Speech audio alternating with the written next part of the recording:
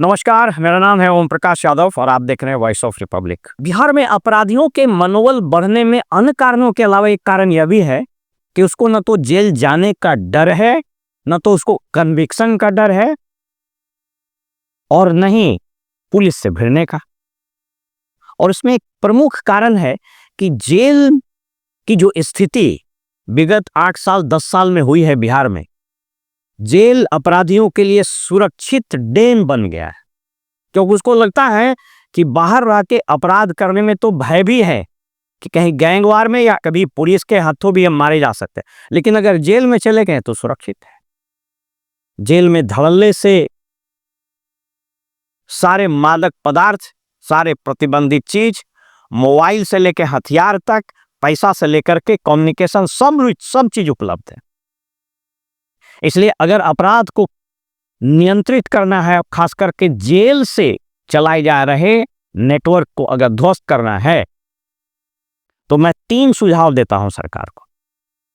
पहला सुझाव, जेल के काडर को रिव्यू करिए और jail superintendent, jail deputy superintendent और जेलर, इन तीनों के पद पर सीधे पुलिस अधिकारी को बैठाइए। जो सेंट्रल जेल है वहां पर आईपीएस जेल सुपरिटेंडेंट बनाइए। जो सब जेल और बाकी कैटेगरी के जेल हैं उसमें डीएसपी स्तर के अधिकारी को आप सुपरिटेंडेंट बनाइए। उसी तरह से डिप्टी सुपरिटेंडेंट, जेलर आदि के पद पुलिस अधिकारियों को दीजिए।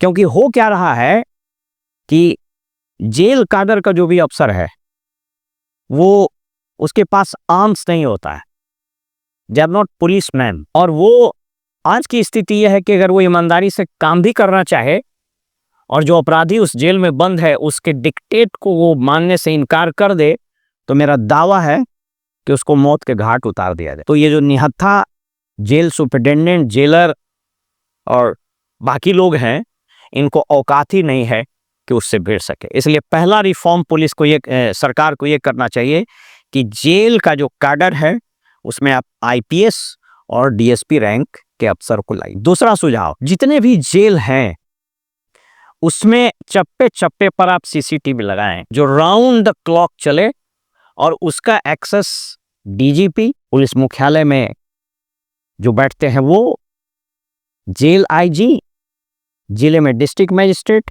एसपी, इनके पास हो। और एक एक एक्टिविटी वॉच हो, और जरा सा भी लैक्सिटी हो तो उसमें एग्जेम्पलरी पनिशमेंट दीजिए। एग्जेम्पलरी पनिशमेंट मतलब एग्जेम्पलरी पनिशमेंट। तीसरा सुझाव, बिहार में कम से कम प्रमंडल वाइज 9 प्रमंडल है, 9 हाई सिक्योरिटी जेल बनाइए। हाई सिक्योरिटी से मेरा क्या मतलब है? हाई सिक्योरिटी से एकदम सेक्युलेटेड जगह पर बनाइए, उसके 4 दीवारी सहित उसके और सिक्योरिटी और बाकी सिस्टम्स बिल्कुल अभेद्य हो।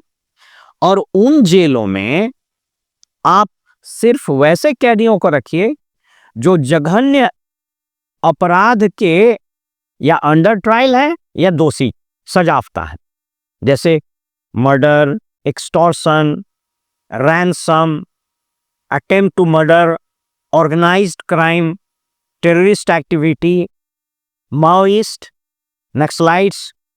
उस 9 प्रमंडल में वो हाई सिक्योरिटी जेल बनाइए और उसमें उसकी सुरक्षा व्यवस्था आप उसके लिए आप चाहें तो, जैसे पहले हमारे यहाँ बीएमपी था, या फिर आप उसके लिए पारामिलिट्री फोर्सेस का रोटेशन वाइज जैसे सीआईएसएफ को आप रख सकते हैं या सीआरपीएफ को रख सकते हैं। उस हाई सिक्योरिटी जोन के आउटर रिंग में उस व्यवस्था को रखिए, और उस 9 हाई सिक्योरिटी जोन का जो सुपरिटेंडेंट हो वो कम से कम डीआईजी रैंक का अफसर हो, और उसके नीचे फिर एक एसपी रैंक का अफसर और बाकी डीएसपी रैंक के अफसर्स हो।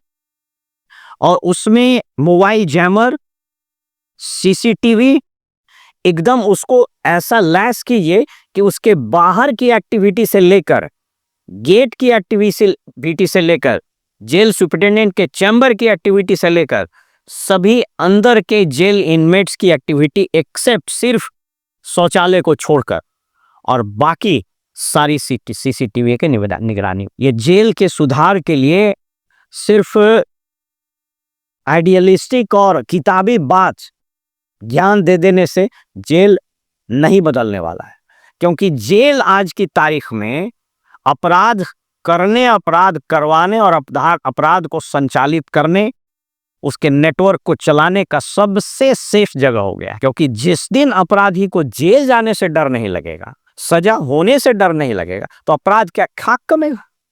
आज अपराधी को क्या लगता है कि मैं अपराध करूंगा तो अलबत्ता उसको लगता है कि हम तो पकड़े नहीं जाएंगे, अगर पकड़े भी जाएंगे तो जो जुडिशियल लचर व्यवस्था है हमको सजा नहीं होगी, और अगर सजा, जितने दिनों तक सजा नहीं होगी, हम अंडर ट्रायल कैदी रहेंगे तो जेल से अपना नेटवर्क चलाएंगे।